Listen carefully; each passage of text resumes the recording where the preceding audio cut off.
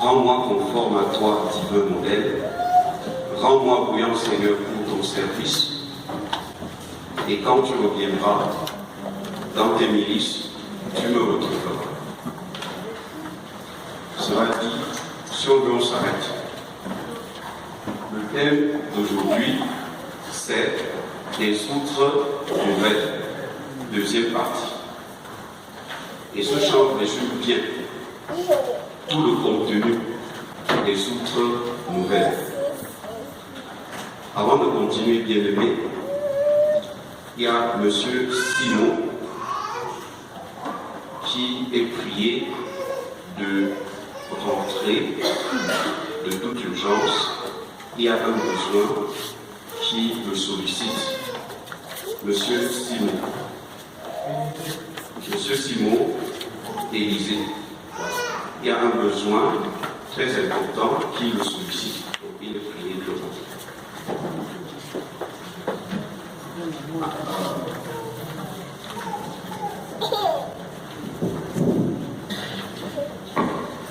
Alors, le thème c'est donc des outres nouvelles, deuxième partie. Hier, Papa Mathieu a déblayé le terrain, il a clarifié les notions, le contexte. Aujourd'hui, nous irons un peu plus en profondeur, de manière plus pratique. Lorsque je préparais cet enseignement, j'ai regardé un peu dans l'histoire des enseignements dans notre paroisse. J'ai vu un thème comme marcher dans la domination. J'ai vu un autre thème comme exceller. J'ai vu également oser recommencer. Et maintenant, je vois étant nouveau. Étant nouveau. Et je me pose bien la question, pourquoi le Seigneur insiste sur une nouvelle façon d'être, sur une nouvelle façon de faire? Pourquoi il insiste tant? Alors, il m'est venu de regarder un peu dans le contexte paroissial.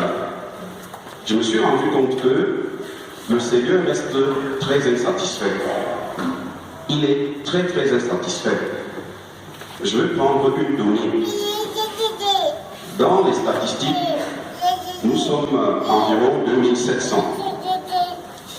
Et le trésorier nous rappelait l'autre jour, dans l'un de ses rapports, que pour les contributions de l'achat du terrain de Philadelphie, il n'y a que 300 personnes qui se sont manifestées sur 2700. C'est une donnée saine qui montre que très probablement nous n'arrivons pas à exceller et le Seigneur nous demande de recommencer. Et cette saison-ci, il insiste encore et dit il y a des temps nouveaux, il y a urgence du changement. Plus loin, j'ai regardé, en quittant la paroisse, j'ai vu que cette donnée, il y a beaucoup d'autres données. On peut encore voir que sur les 2700 chrétiens que nous sommes, paroissiens que nous sommes, les enseignements tournent également autour de 300 personnes. Donc c'est des données qui ne trompent pas. Alors, plus loin encore, je regarde dans l'église évangélique dans son ensemble. Je me rends compte que depuis 3 ans, on a une église qui ne se porte pas bien. Elle ne se porte pas bien. Je regarde encore sur le plan national. Je me rends compte qu'effectivement, depuis 3 ans aussi, on a une crise qui perdure. Une crise socio-politique qui perdure et qui fait beaucoup de dégâts. Des morts, des gens qui entrent dans la dépravation. Vous avez tous suivi comme moi les filles prostituées dans la ville de Douala, où une fille est capable de se donner pour une somme de 200 francs. Les scandales se multiplient.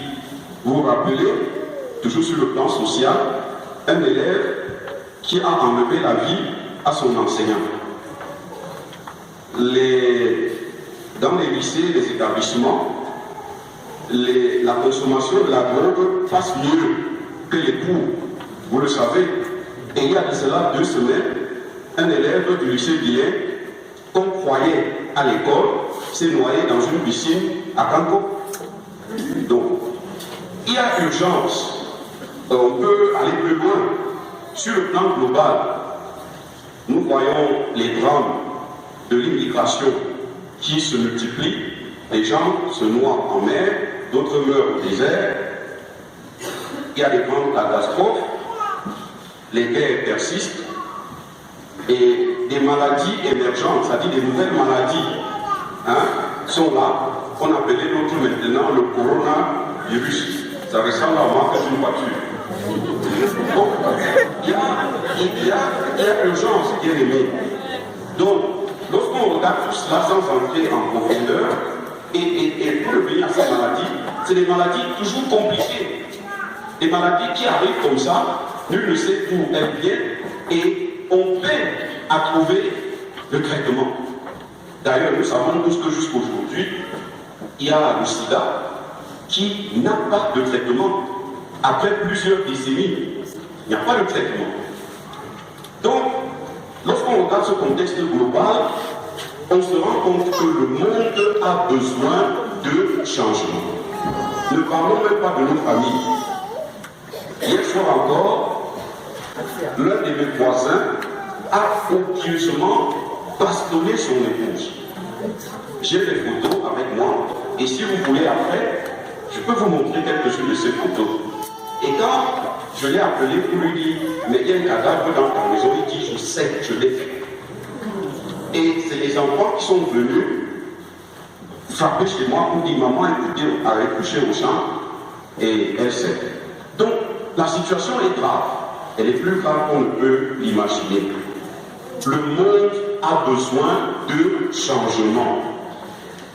Et c'est pour ça que le Seigneur nous dit qu'il y a des temps nouveaux. Il y a urgence qu'il y ait des temps nouveaux. Il y a urgence.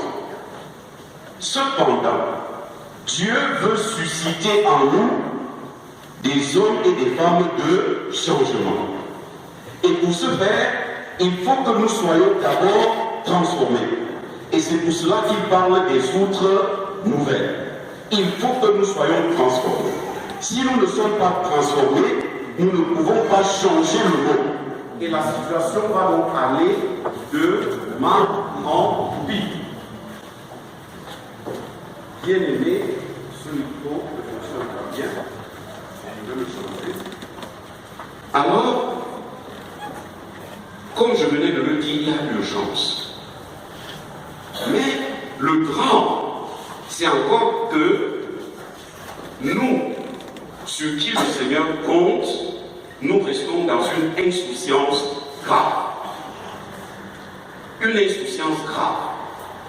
Qu'est-ce que nous faisons? Ça, c'est la grande question. Lorsque on organise des campagnes d'évangélisation, combien de personnes se présentent? Alors que c'est à travers la bonne nouvelle du salut que les gens vont changer. Si les gens avaient la bonne nouvelle du salut, ils ne bastonneraient pas leurs épouses, les gens ne prendraient pas les armes les uns contre les autres, l'Église ne serait pas dans la situation qu'on connaît où les gens refusent de s'humilier pour faire la paix et permettre à l'Église de décoller. Ça, c'est une défaillance grave. Alors, essayons de comprendre davantage ce qu'on appelle une outre. Hier, Papa Mathieu a clarifié dans le contexte biblique. Je vais prendre dans le domaine purement de la compréhension logique. Je m'en vais donc dans le dictionnaire et on me dit que une outre est une peau de bouc préparée et cousue pour recevoir des liquides. C'est donc une sorte de sac qui peut contenir des liquides.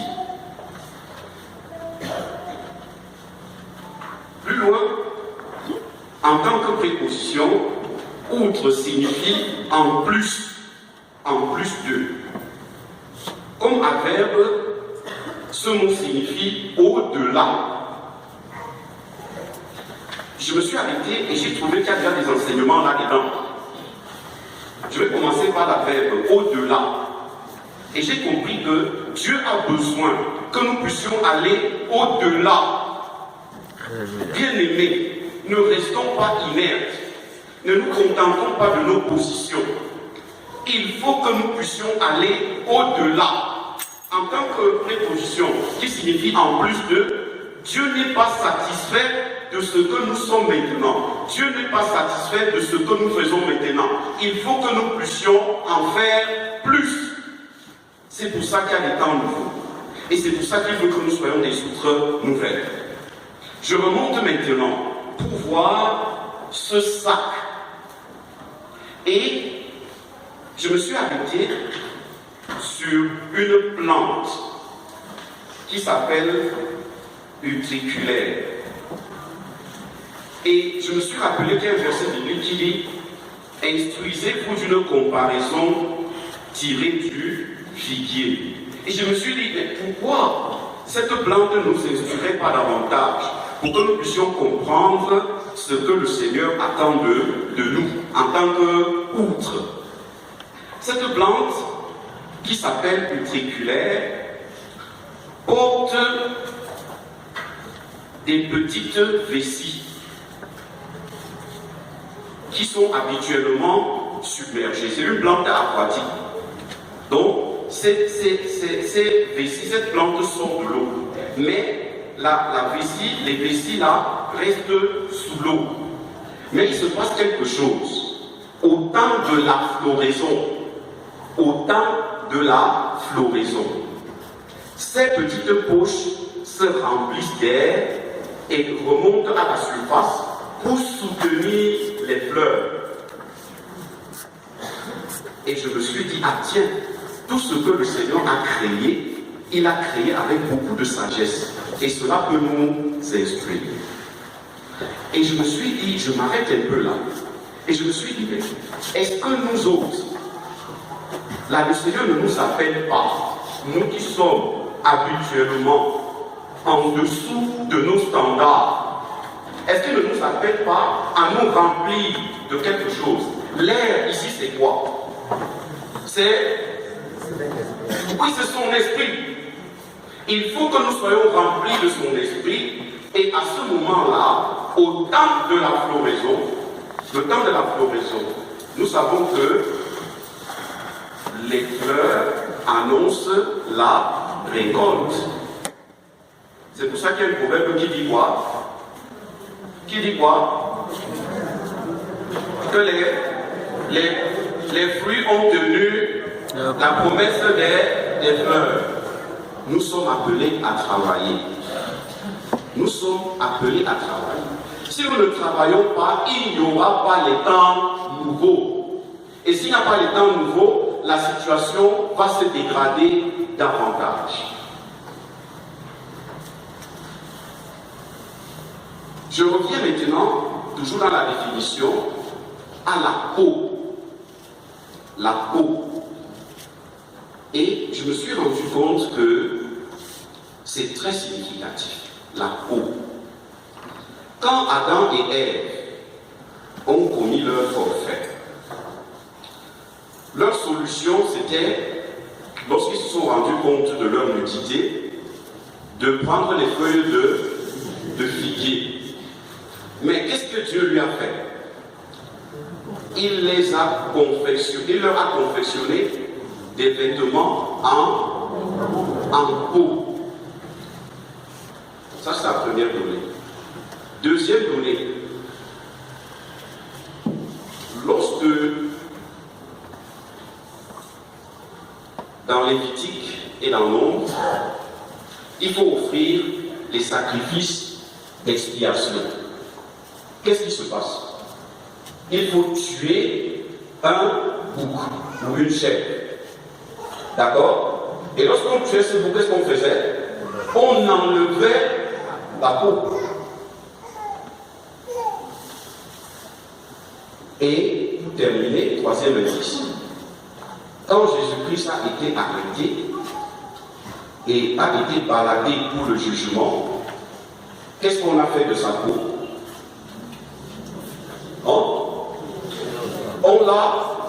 On l'a fouetté au point où sa peau a fait quoi?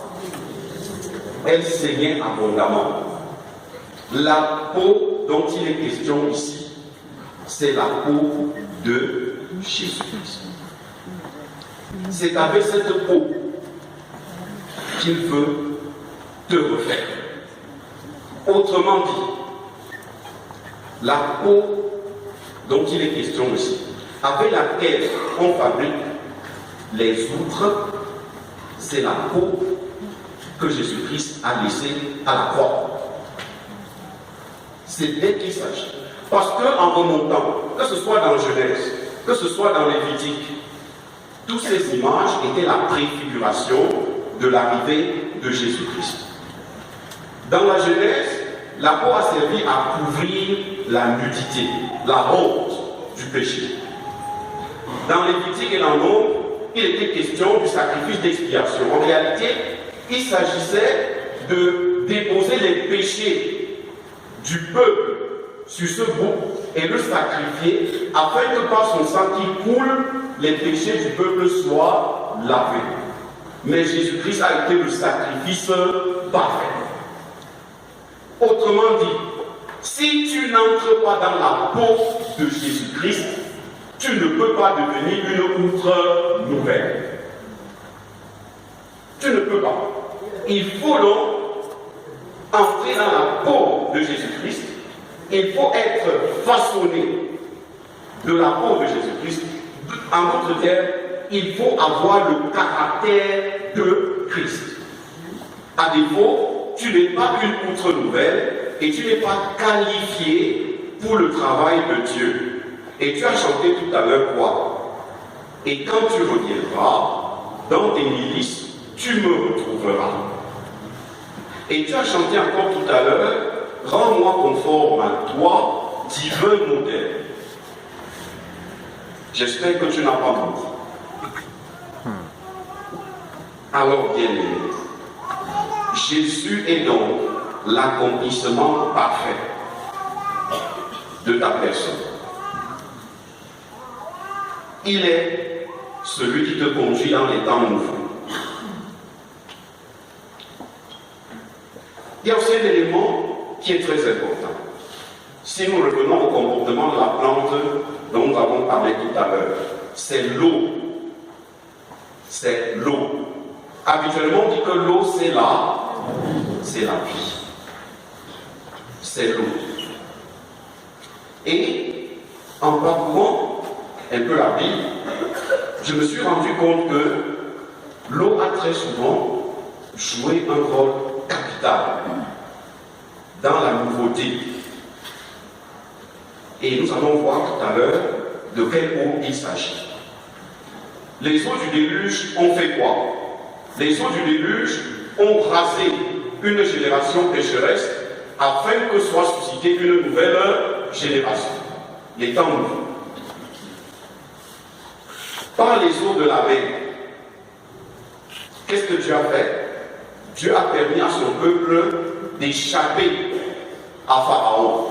Et par ces mêmes eaux, il a effacé le pouvoir de Pharaon. Les temps nouveaux. Au désert, il y avait les eaux de Mara. Le peuple avait soif et a trouvé une source d'eau, mais cette source était amère. Qu'est-ce qu'il a fallu qu'on fasse? Il a fallu qu'on coupe un morceau de bois, qu'on jette dans les eaux de Mara pour que l'amertume cesse et que l'eau puisse être potable.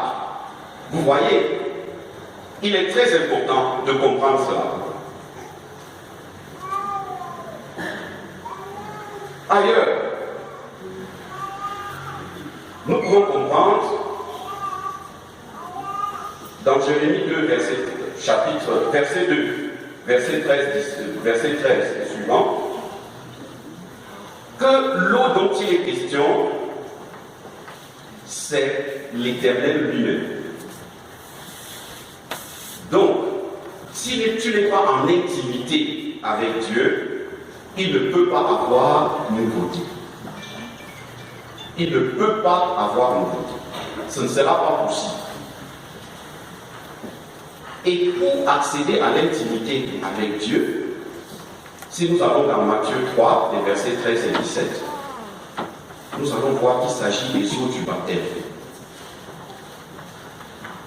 dont l'acte le plus marquant a été opéré dans le Jourdain. Mais de quel baptême s'agit-il? Est-ce qu'il s'agit de la formalité que les gens prennent un bon jour habillés de blanc? Est-ce que c'est de ça qu'il s'agit? Nous lisons un peu dans Lévitique 14, 52, où il est écrit: il purifiera la maison avec le sang de l'oiseau, avec l'eau vive. Et dans Lévitique 15, verset 13, il lavera sa chair avec de l'eau vive et il sera pur. Et dans Jean 7, verset 38, celui qui croit en moi, des fleuves d'eau vive couleront de son sein. C'est de ça qu'il s'agit. C'est de ça qu'il s'agit.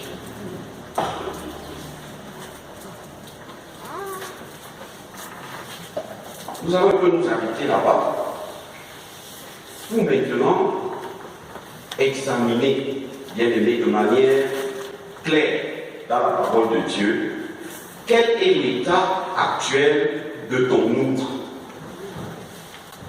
Quel est l'état actuel de ton outre? Nous allons d'abord lire dans Éphésiens 4, versets 14 à 19, et je vais nous donner les autres versets que nous allons lire. Soyons très attentifs.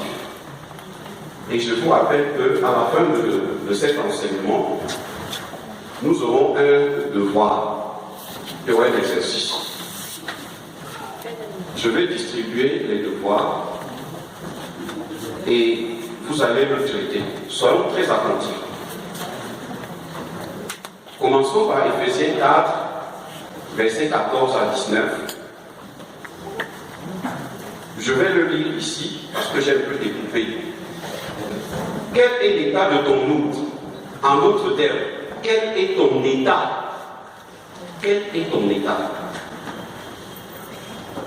Des enfants flottants et emportés à tout vent de doctrine, par la tromperie des hommes, par leur ruse dans les moyens de séduction.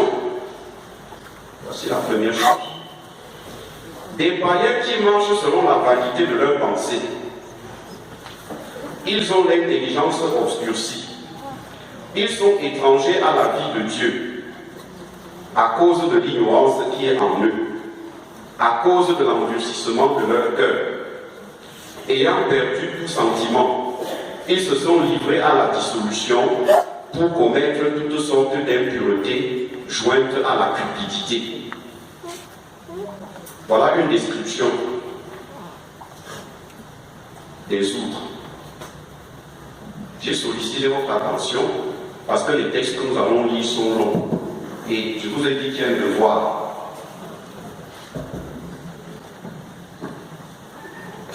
Le deuxième texte que nous avons lu, c'est dans 2 Timothée 3. On peut lire tout le chapitre, mais j'ai fait des extraits. 2 Timothée, chapitre 3.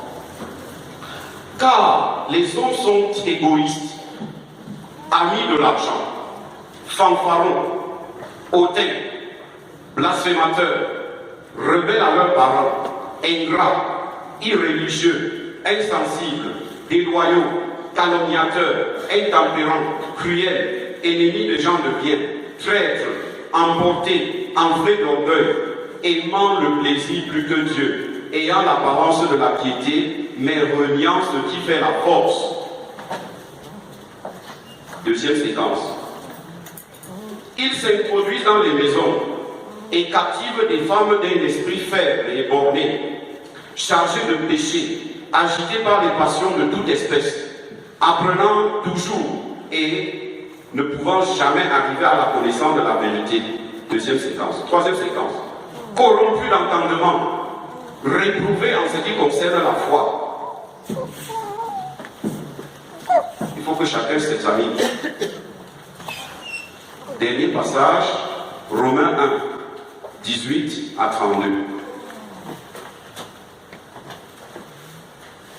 Romains 1, 18 à 32.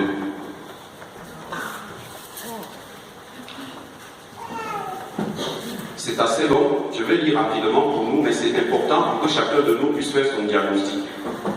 La colère de Dieu se révèle du ciel contre toute impiété et toute injustice des hommes qui retiennent injustement la vérité captive. Car ce qu'on peut connaître de Dieu est manifeste pour eux, Dieu le leur ayant fait connaître.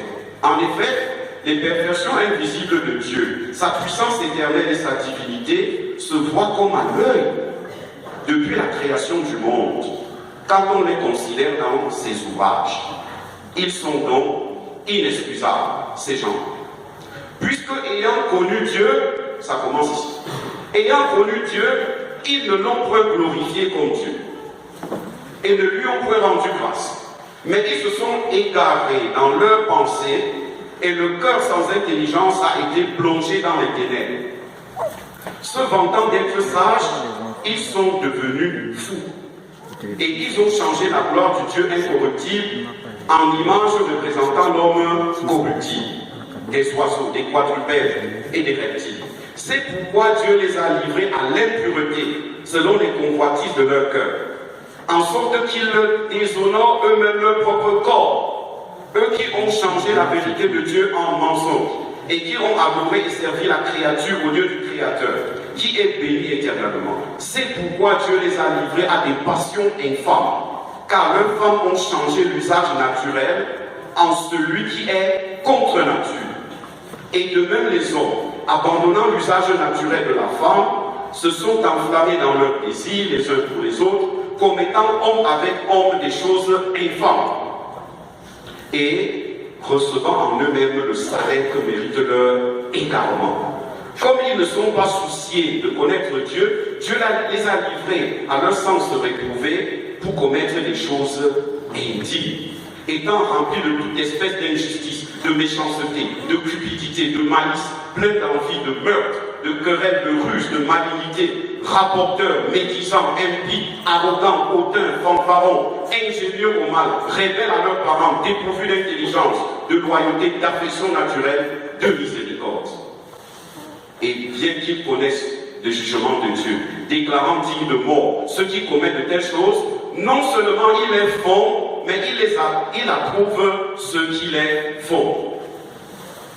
Bien, voilà l'état de nos outres.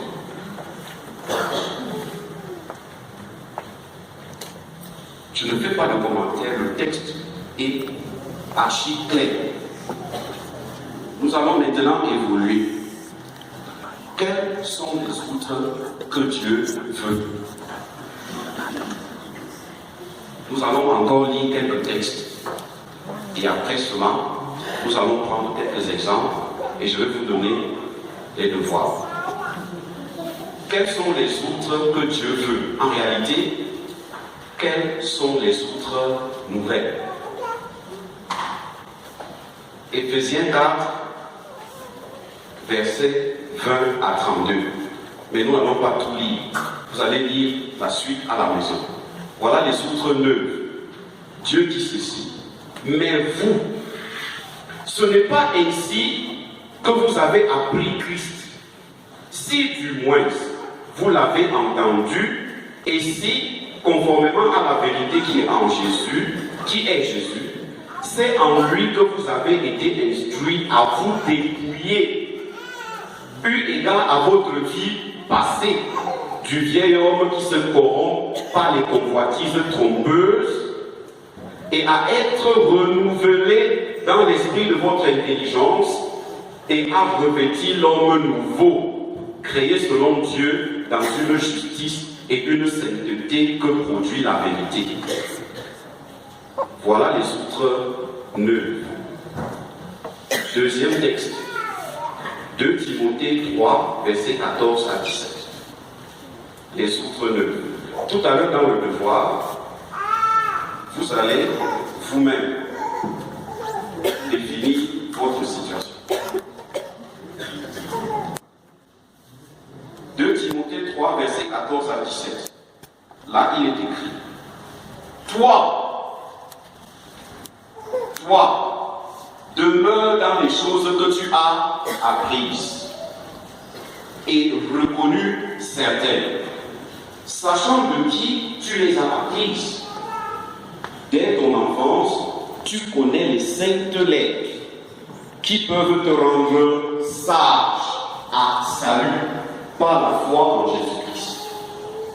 Toute écriture est inspirée de Dieu et utile pour enseigner, pour convaincre, pour corriger, pour instruire dans la justice, afin que l'homme de Dieu soit accompli et propre à toute bonne œuvre. Voilà 2 textes. Mais le texte d'Éphésiens 4 que vous allez lire jusqu'à la fin de 20 à 32 est plus capital encore, mais celui-ci n'en est pas moins. Quelques exemples dans la Bible. Abraham est devenu le père de la foi et le père d'une multitude. Qu'est-ce que Dieu est en train de nous dire? Les temps nouveaux dont on parle, ce sont les temps de la multiplication. Si tu entres comme Abraham dans les temps nouveaux, ta vie va changer. Amen. Ah, tu ne dis rien. Amen. Si tu entres comme Abraham dans les temps nouveaux, ta vie va changer. Amen. Vous savez que Abraham et sa femme étaient stériles. Je suis en train de dire que le Seigneur me dit de te dire que si tu entres comme Abraham dans les temps nouveaux, tout ce qui est stérile dans ta vie va se changer en fécondité. Deuxième exemple, David, l'homme selon le cœur de Dieu. Il a posé un acte qui n'était pas bien. Mais qu'est-ce qu'il a fait? Il s'est confessé sincèrement et est passé à la repentance.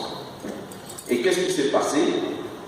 Dieu l'a restauré et a rétabli la confiance en lui. Je suis en train de te dire que quel que soit ce que tu as fait, si tu te confesses sincèrement, tu entres dans les temps nouveaux en tant qu'une nouvelle création, ta relation avec Dieu est rétablie et la confiance avec Dieu demeure. Amen. Tu ne dis rien. Amen. Amen. La femme samaritaine. La femme samaritaine, en clair, était une prostituée. Au moment où elle rencontre Jésus, elle est au 6e mari. Mais cette femme a bravé la honte et les candidatons pour se retrouver au puits. Et là, sa vie a changé.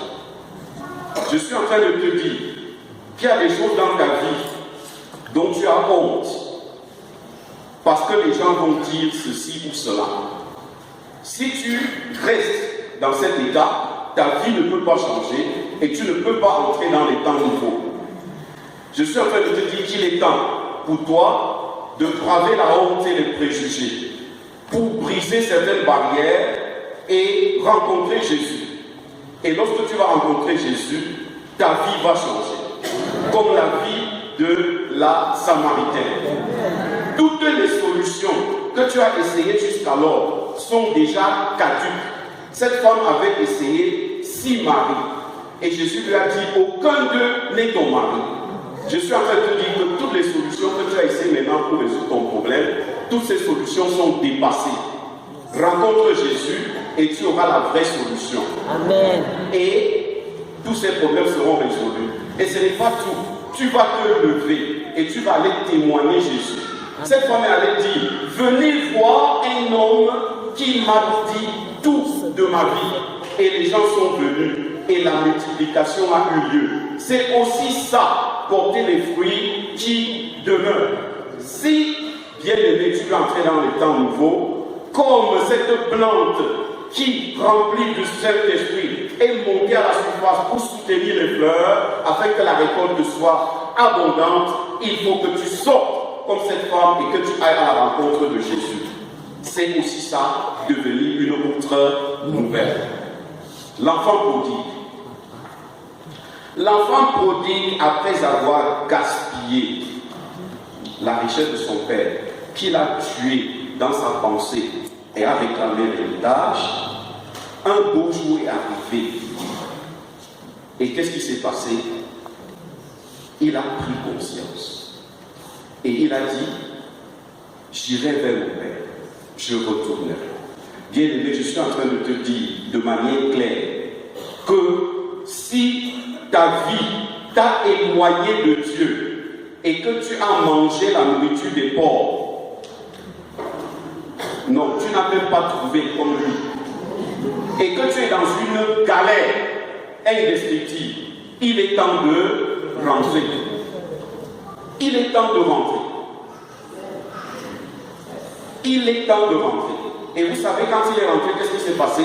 Il y a eu une grande fête. Et on a changé ses vêtements. On lui a donné des vêtements royaux. Il a retrouvé sa place de prince. Je vais te dire que si ta vie t'a éloigné de Dieu et t'a enfoncé dans la boue de la vie, et tu ne sais plus comment t'en sortir, il n'y a pas de problème. Il faut tout simplement retourner à Dieu et tu verras, la fête sera belle. Au point où il y aura des jaloux. Ta vie va changer au point où il y aura des jaloux. N'est-ce pas avec un jaloux? Ta vie va changer. Dieu ne ment pas. Sa parole, c'est la vérité. Donc, quel que soit l'éloignement que ta vie de péché a orchestré dans ta vie, le retour est possible. Amen. Il y a eu Zachée. Ça, c'est le défi de l'humilité. Zachée était un homme riche. Et quand il a entendu parler de Jésus, il voulait voir Jésus. Bien aimé, il faut désirer. Si tu veux être une autre nouvelle, il faut désirer voir Jésus. Mais il était limité par sa taille. Est-ce qu'il a démissionné? Non. Si tu veux être une autre nouvelle, aucun obstacle ne peut t'empêcher de l'être. Yes. Il a trouvé le moyen de monter à l'arbre. Il y a toujours le moyen de s'en sortir.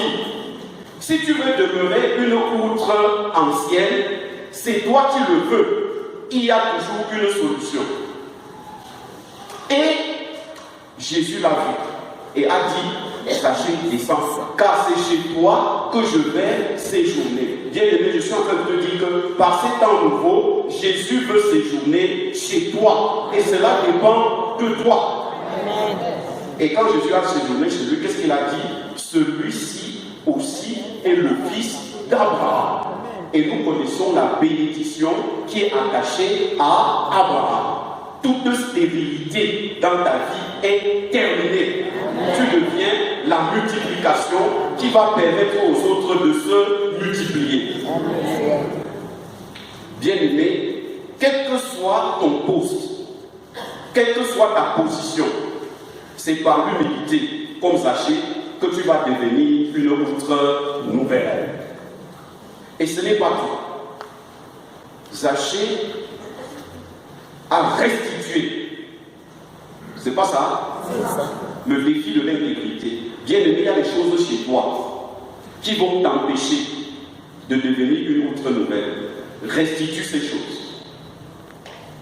Il y a des conflits qu'il faut arranger dans ta vie si tu veux devenir une autre nouvelle et entrer dans les temps nouveaux. Il y a des gens que tu dois pardonner. Nous terminons avec Nicodème. C'est la clé de l'entrée dans le royaume des cieux. Nicodème, c'est la nouvelle naissance. Ça, c'est incontournable. C'est pour ça que nous allons terminer par là. C'est incontournable. Nouvelle outre égale nouvelle naissance. Et dans le devoir pour tout à l'heure, malgré le temps qui me défie déjà, peut-être vous allez faire le devoir plutôt à la maison. Vous allez comprendre cette affaire de nouvelle naissance. Nicodème, lui, n'avait pas compris. Et même jusqu'aujourd'hui, il y a des gens qui ne comprennent pas. Ils ne comprennent pas. C'est pour ça que dans les paroisses, dans les églises, on a des gens qui sont encore des outres anciennes. Toutes ces choses qu'on a citées tout à l'heure, est-ce qu'il n'y a pas ça dans l'église?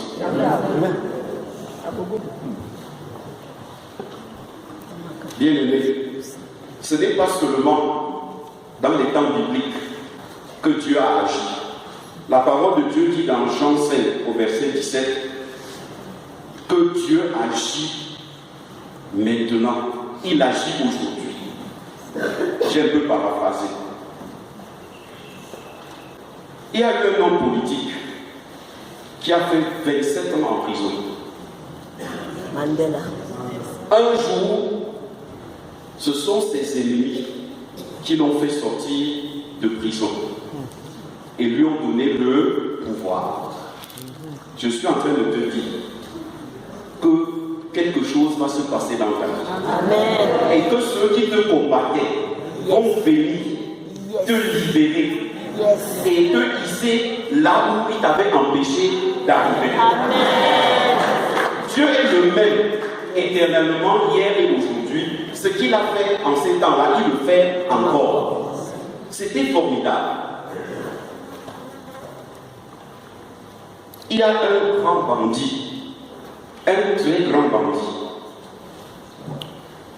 qui s'appelle Yanis Gauthier.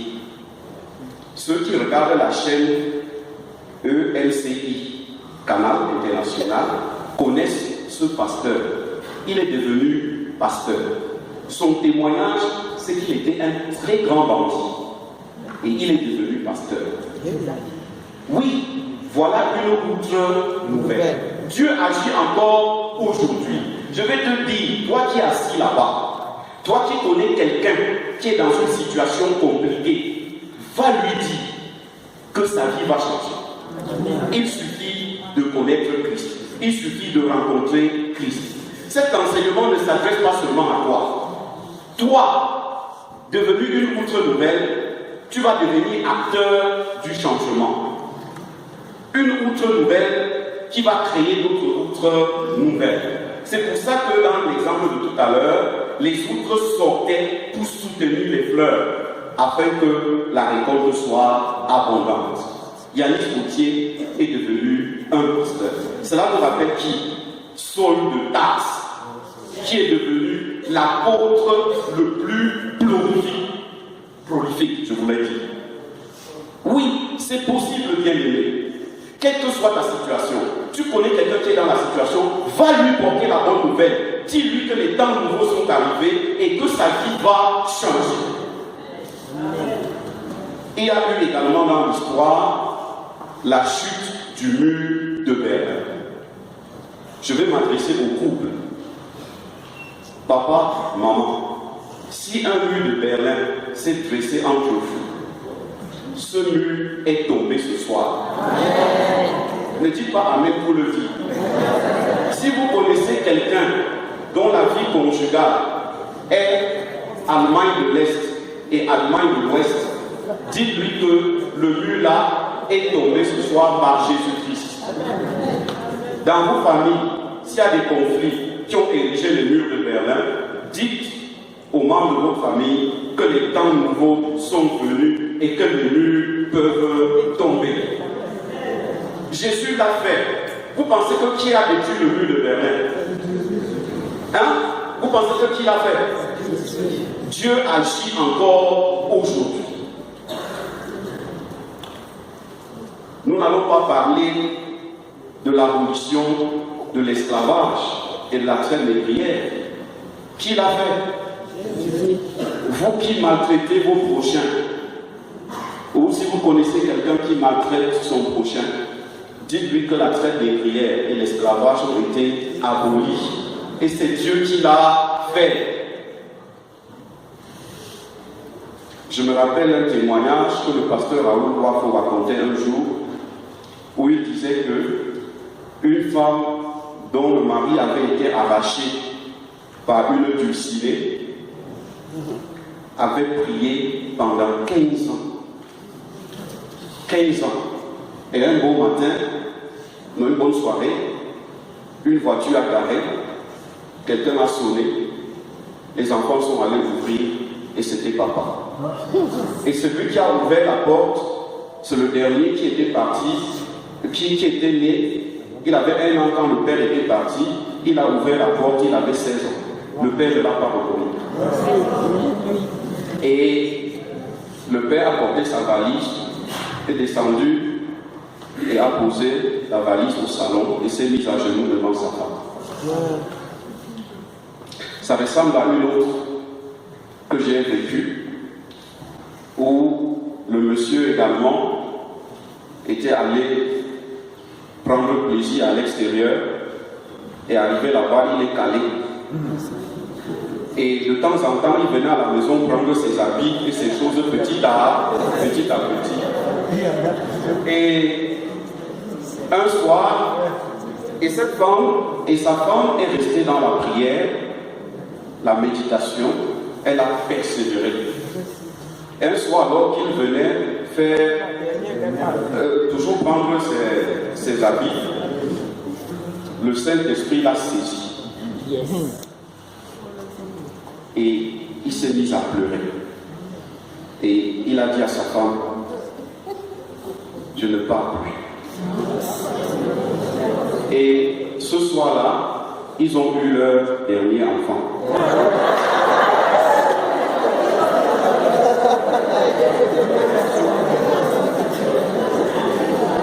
Vous voyez les merveilles de Dieu. Ces époux ne sont-ils pas devenus des outres nouvelles? N'est-ce pas? Dieu est merveilleux, n'est-ce pas? Nous allons nous arrêter là et nous allons prendre un moment de prière. C'est possible, bien-aimé. C'est possible. Baisse la tête.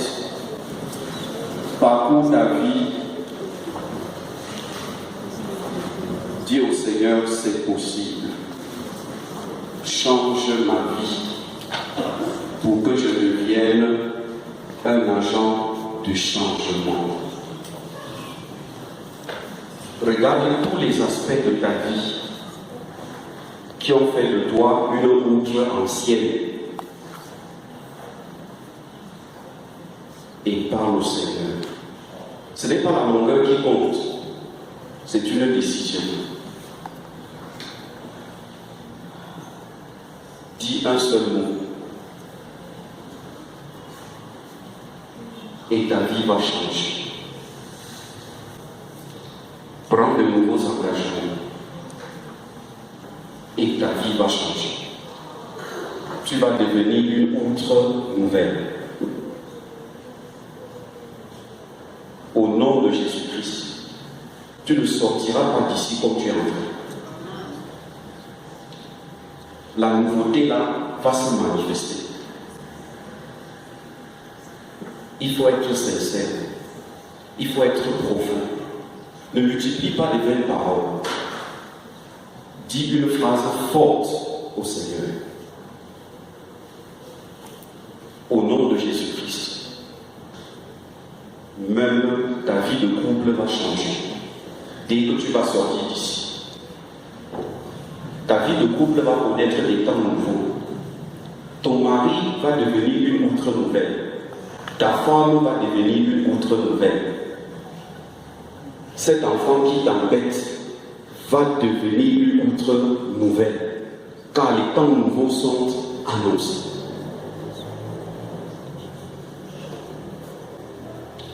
Cette vie que tu crois une vie de galère, cette vie que tu crois une vie de souffrance, une vie de misère, ce soir va changer. Elle va changer au nom de Jésus-Christ. cette vie de célibat, cette vie de chômage, cette vie de souffrance avec la maladie est désormais une chose du passé. Toutes choses sont devenues nouvelles.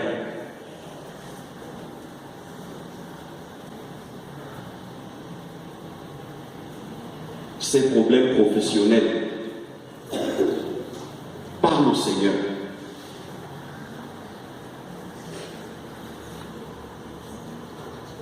Ce patron qui t'embête, parle au Seigneur, car les temps nouveaux sont là. Bref, il y a un problème qui t'embête, il y a un problème qui te ténaille. Dis à ce problème, va-t'en, car je suis devenu une outre nouvelle. Il y a un souci, il y a une préoccupation. Tu te demandes d'où me viendra la solution. La solution est là. Ces sommeils perturbés, ces visites des esprits malins, dis-leur c'est terminé, car à partir de ce soir, je suis devenu une outre nouvelle et je suis entré dans les temps nouveaux.